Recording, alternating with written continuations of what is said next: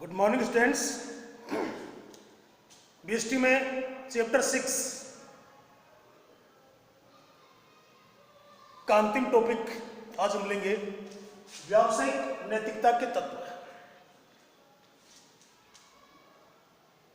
व्यावसायिक नैतिकता उद्यम यानी व्यवसाय और समाज दोनों के हित में है। अगर कोई व्यवसाय नैतिकता का पालन करता है तो स्वयं व्यवसाय के लिए भी और पूरे समाज के लिए दोनों के हित में है। तो इसके मूल तत्व क्या हो सकते हैं? नंबर 1, उच्च स्तरीय प्रबंधकों की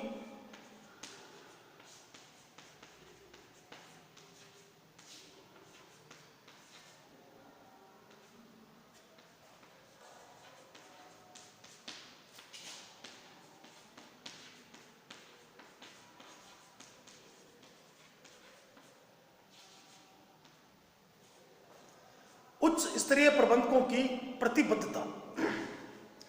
उच्च स्तरीय प्रबंध की नैतिकता के व्यवहार के विषय में संगठन में समझने की भूमिका बड़ी निर्णायक रहती है।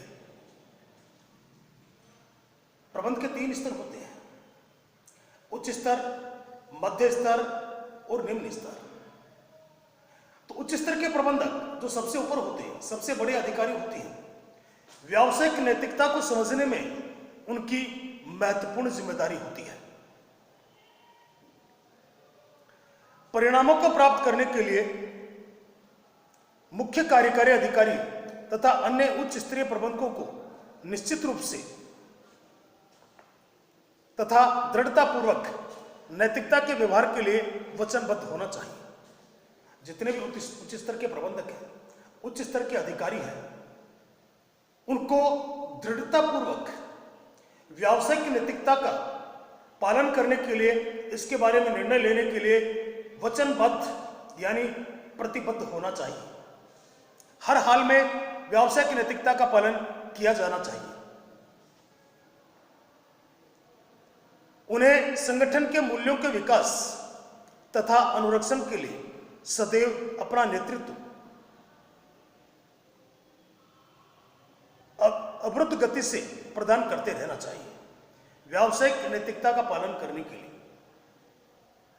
संगठन का सदैव नेतृत्व करने के लिए गतिशील रहना चाहिए। सेकंड देखिए, सामान्य कोड का प्रकाशन।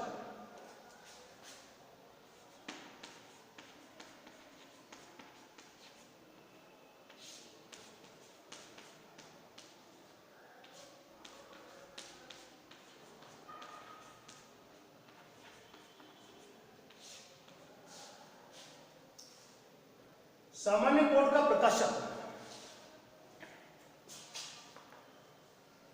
ये वे उद्यम हैं, उद्यम मीन्स व्यवसाय, जिनके पास प्रभावी नैतिक कार्यक्रम है। वे सभी संगठनों के लिए नैतिक सिद्धांतों को लिखित प्रलेखों के रूप में परिभाषित कर सकते हैं, जिन्हें कोड कहा जाता है। उद्यम यानी व्यवसाय को जो भी नैतिकता से संबंधित कार्यक्रम है, नियम है, उन्हें लिखित प्रलेखों के रूप में प्रकाशित करना चाहिए। इन लिखित प्रलेखों को कोड कहा जाता है। कुछ नैतिक मूल्यों जैसे आधारभूत ईमानदारी एवं कानून का पालन, ईमानदारी और कानून का पालन, उत्पादन सुरक्षा और गुणवत्ता, कार्यस्थल पर सुरक्षा, जहां कर्मचारी काम करते हैं उस स्थल पर कर्मचारियों की सुरक्षा, हितों का टकराव, नियोजन विधियां, बाजार की उचित विक्रय प्रणाली तथा वित्तीय प्रतिवेदन आदि के विषय में कानूनी प्रकाशन होने इत्यादि को इसमें शामिल किया जाता है। यानी नैतिकता से संबंधित जो भी बातें हैं उनका लिखित में प्रकाशन करना चाहिए। सभी कर्मचारियों को, अधिकारियों को उन्हें वितरित करना चाहिए, ताकि व्यावसायिक नैतिकता का पालन सुनिश्चित किया जा सके।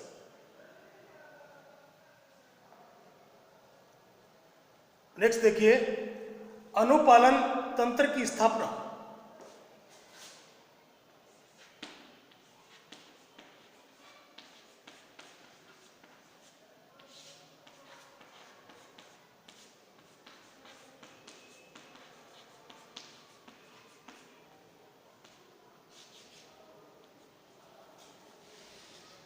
अनुपालन तंत्र की स्थापना यह निश्चित करने के लिए कि वास्तविक निर्णय तथा कार्यों का निरूपण फर्म के नैतिक स्तरों के अनुसार किया जाता है, उचित तंत्र का निर्माण करना चाहिए। यह सुनिश्चित करने के लिए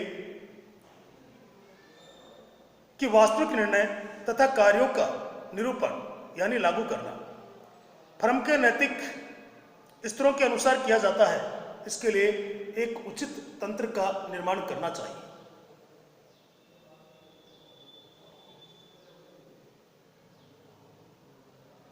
जैसे भर्ती तथा भाड़े पर श्रम लेने के लिए नैतिक मूल्यों की ओर ध्यान देना।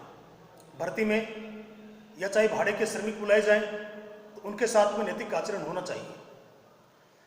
प्रशिक्षण के समय नैतिकतापूर्ण व्यवहार करना।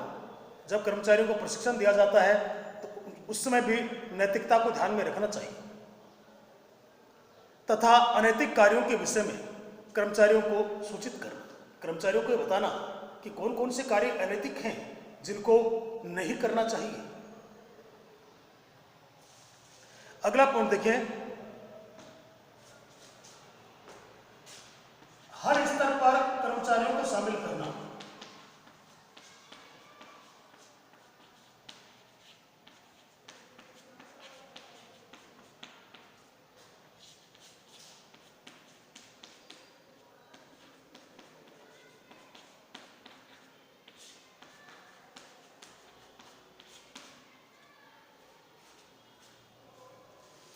हर स्तर पर कर्मचारियों को शामिल करना।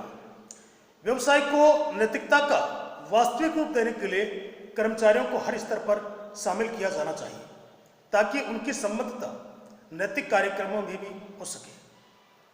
नैतिकता से संबंधित जो भी कार्यक्रम किए जाते हैं, जो भी निर्णय लिए जाते हैं, वहां कर्मचारियों को भी शामिल करना चाहिए। अगर कर्मचारी नैतिकता के संबंध में कोई सुझाव देते हैं तो उन सुझावों को भी लागू करना चाहिए। फर्म की नैतिक नीतियों के निर्धारण में कर्मचारियों के छोटे गुटों को शामिल किया जाना चाहिए। जब फर्म नैतिकता का निर्धारण करती है तो कर्मचारियों को उसमें शामिल करना चाहिए और उनके रुझान का मूल्यांकन करना चाहिए। कर्मचारी नैतिकता के बारे में क्या सोचते हैं, इस बारे में उनसे बातचीत करनी चाहिए, मूल्यांकन करना चाहिए। अगला पॉइंट देखिए, परिणामों का मापन।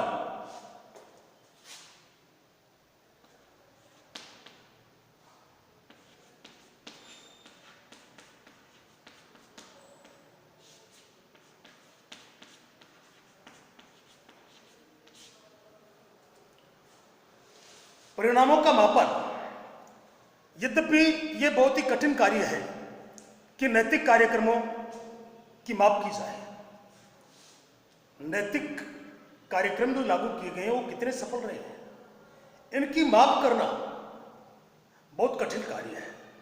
लेकिन फिर भी फर्में कुछ मानक स्थापित कर ऐसा कर सकती हैं।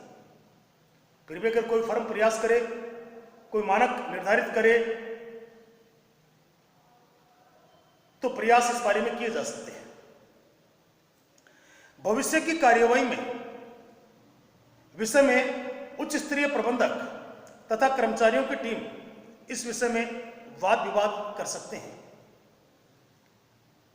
व्यावसायिक नैतिकता के कार्यक्रम ठीक से लागू हुए या नहीं हुए, तो इस बारे में कभी कभी उच्च स्तरीय प्रबंधकों की टीम और कर्मचारी नैतिकता के बारे में वाद विवाद कर इसका मापन कर सकते हैं कि नैतिक कार्यक्रम जो लागू किए गए थे वो कितने सफल रहे हैं।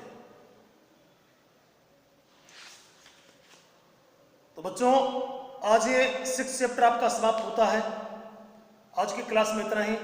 कल चर्चा करेंगे 7 चैप्टर के बारे में। Okay, thanks.